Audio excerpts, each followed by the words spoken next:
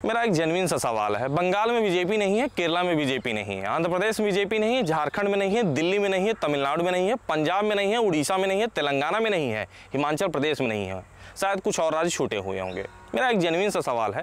आजकल मैं देख पा रहा हूँ बड़े बड़े यूट्यूबर और बड़े बड़े पत्रकार हो गए हैं, सवाल नहीं पूछ पा रहे हैं। ये सभी जानते हैं गैर बीजेपी शासित राज्य हैं, यहाँ पर बीजेपी की सत्ता सरकार नामो निशान नहीं है, बिल्कुल भी नहीं है। और मेरा जेन्युइन सा सवाल है, मैं बता रहा हूँ ना, बड़े बड़े यूट्यूबर हैं, बड़े बड़े पत्रकार हैं, एक बड़े यूट्यूबर भी आपको स्क्रीन पर दिख भी पा रहा होगा, लेकिन सवाल नहीं पूछ पा रहे हैं क्योंकि यहाँ पर बीजेपी शासित राज्य नहीं है। इनको सवाल बीजेपी से पूछना है, पता नहीं क्या हो गया है। अब मेरा सवाल है, जेन्युइन सा सवाल है, सभी पार्टी जो भी ये राज्य हैं, इनके चीफ कहीं न कहीं इंडिया अलायंस से जुड़े हुए हैं। यदि नहीं जुड़े हुए हैं इंडिया अलायंस से, तो कहीं न कहीं बीजेपी के विपक्ष खड़े होकर बीजेपी पर धावा बोल रहे हैं। अब मेरा जेन्युइन सा सवाल है, सवाल ऐसा है कि मुझे जवाब भी चाहिए। इस बात को जानते हैं, दूर तलक पहुंचाइएगा। मेरा सवाल यह है, क्या इन राज्यों में बेरोजगारी समाप्त हो गई है? क्या इन राज्यों में सभी को रोजगार मिल गया है? क्या इन राज्यों में महंगाई एकदम समाप्त हो गई है? क्या इन राज्यों में किसानों को कर्जा माफ कर दिया गया है? क्या इन राज्यों में पेट्रोल डीजल के दाम 50-60 रुपए हो चुके हैं? क्या इन राज्यों में शिक्षा ऑक्सफोर्ड यूनिवर्सिटी के बराबर हो चली है? क्या इन राज्यों में जन समस्याएं सारी समाप्त हो चली हैं? ये सभी गैर बीजेपी शासित राज्य से सवाल है मेरा। क्या इन राज्यों में भ्रष्टाचार समाप्त हो चुका है? क्या इन राज्यों में गुंडागर्दी एकदम समाप्त हो चली है? तो यार एक मेरा जेन्युइन सा सवाल है। ये सब तो सवाल था ही, ये भी मैं देख पा रहा था कि पश्चिम बंगाल में संदेश खाली में क्या हुआ, बताइए जरा मुझे। कोई सवाल नहीं उठा पा रहा है। मणिपुर में भर भर के सवाल हुआ, क्या संदेश खाली में आपको सवाल नजर नहीं आया? ये बड़े यूट्यूबर से मेरा सवाल है, स्क्रीन पर आप देख पा रहे होंगे बड़े यूट्यूबर कौन है, बड़े बड़े पत्रकार कौन है, इनसे मेरा सवाल है, क्या संदेश खाली पर आपका वीडियो नहीं आया? क्या संदेश खाली पर आप चुप रहेंगे? अरे यार, महिलाओं के साथ जो अत्याचार हुआ, आप कब बोलेंगे यार? अभी मैं एक चीज़ और देख पा रहा था, दिल्ली के मुख्यमंत्री जेल में हैं और जब जेल जा रहे थे बहुत सारे लोग भर भर के डिक्टेटरशिप का वीडियो बना रहे थे। अभी दिल्ली हाई कोर्ट ने इनको बेल नहीं दिया, सुप्रीम कोर्ट ने भी बेल नहीं दिया। अब बताइए, आप माफ़ी मांगेंगे देश से? अब आप माफ़ी नहीं मांगेंगे कि मामला कोर्ट में विचाराधीन है? अब तक जो आप तानाशाह का ये तमगा लगा रहे थे, अब बताइए कहाँ गया? अब तो यार दिल्ली हाई कोर्ट ने रद्द कर दिया, अब तो सुप्रीम कोर्ट ने मना कर दिया कि अभी आपको मैं बेल नहीं दे सकता हूँ, ट्रायल चलेगा। अब आप नहीं कर पा रहे हैं। और एक चीज़ मेरा जेन्युइन सा सवाल है, जब शराब घोटाला कर रही थी केजरीवाल सरकार, भर भर के कांग्रेसियों ने भैया दागा था, भर भर के आरोप लगाए थे।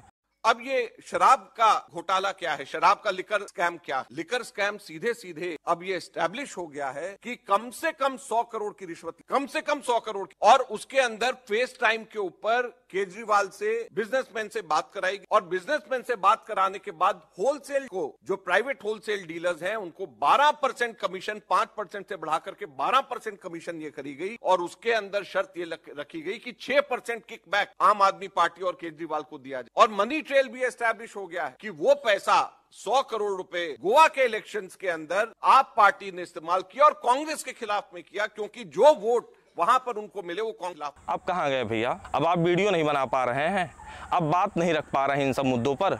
बताइए, मामला कोर्ट में विचाराधीन है, फिर भी आप तानाशाह को आरोप लगा रहे थे। अब आप माफ़ी नहीं मांगेंगे? अब आप ये नहीं कह पा रहे हैं कि भैया मामला कोर्ट में विचाराधीन था, मैं गलत टिप्पणी कर गया तानाशाह का, मैं माफ़ी मांगता हूँ। लेकिन आप ना उस वीडियो को डिलीट कर पा रहे हैं, ना आप माफ़ी मांग पा रहे हैं, बस आप मौन हैं, बस आप चुप हैं। कहाँ हैं भैया?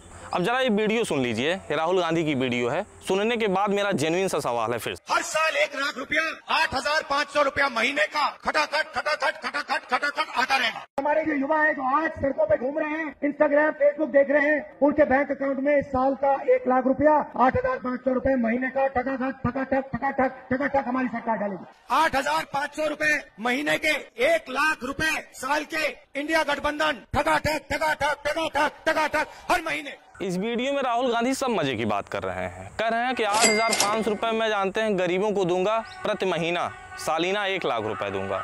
अब मेरा एक जेन्युइन सा सवाल है यार, कि जो गैर बीजेपी शासित राज्य है, मैं आपको जो सूची दिखाया, क्या वहाँ पर कुछ आधा तिहा मिल पा रहा है कि यार यहाँ मजाक चल रहा है? मेरा एक जेन्युइन सा सवाल ये भी है, क्या गरीबी ऐसे चुटकियों में समाप्त कर देंगे? अभी आगे देखेंगे ना, मैं इनसे सवाल जबरदस्त पूछना चाहता हूँ, इस वीडियो में बने रहिएगा। मानो इस तरीके से कर रहे हैं कि इधर से आलू डालेंगे उधर से सोना निकल जाएगा। चलो भाई, यहाँ पे तुम्हारे खेत से पैसे नहीं बन रहे हैं, वो देखो चांद है, उस पे मैं तुम्हें खेत दूंगा। आने वाले समय में वहां तुम आलू उगाओगे। नहीं, मैं नहीं मानता। वहां मैं मशीन लगाऊंगा और फिर आलू को वापस हम गुजरात में लाएंगे।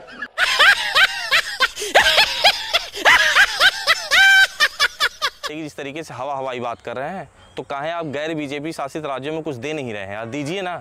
एक मजे की बात आपको बताना चाहता हूँ, इंदिरा गांधी 1971 में आती हैं, जो इनकी दादी हुआ करती थी राहुल गांधी की, गरीबी हटाओ का नारा देती हैं। फिर 1984 में 13 साल बाद 1984 में इनके पिताजी आते हैं राजीव गांधी, वो भी गरीबी हटाओ का नारा देते हैं। 2014 के पहले तक अगर मैं बात करूं, लगभग 5 या 6 साल बीजेपी ने शासन किया है पूरे भारत में, और पूरे भारत में स्वतंत्रता के बाद वही 6 साल अगर मैं हटा दूं 2014 के पहले तक कांग्रेस सरकार ने ही शासन किया है। क्या गरीबी हट गई थी? क्या सभी अमीर हो गए थे? खटाखट सभी अमीर हो गए थे? जिस तरीके से राहुल गांधी मजाक कर रहे हैं कि अभी मैं खटाखट सबको अमीर बना दूंगा चुटकियों भर में, इधर से आलू डालूंगा उधर से सोना निकल जाएगा, यार मजाक चल रहा है गरीबों को लेकर। इस तरीके से गरीबी हटती है यार? आप बताइए जरा, क्या इसके पहले कभी हटा था? 1971 में इनकी दादी ने नारा दिया, 1984 में इनके पिताजी ने नारा दिया, अब ये नारा दे रहे हैं और वो भी खटाखट। क्या गरीबी ऐसे भाग जाएगी? यार सोने के चम्मच लेकर पैदा हुआ आदमी इस तरीके से तो बात करेगा ही यार। मजाक चल रहा है ना, हमारे देश के साथ मजाक चल रहा है। सही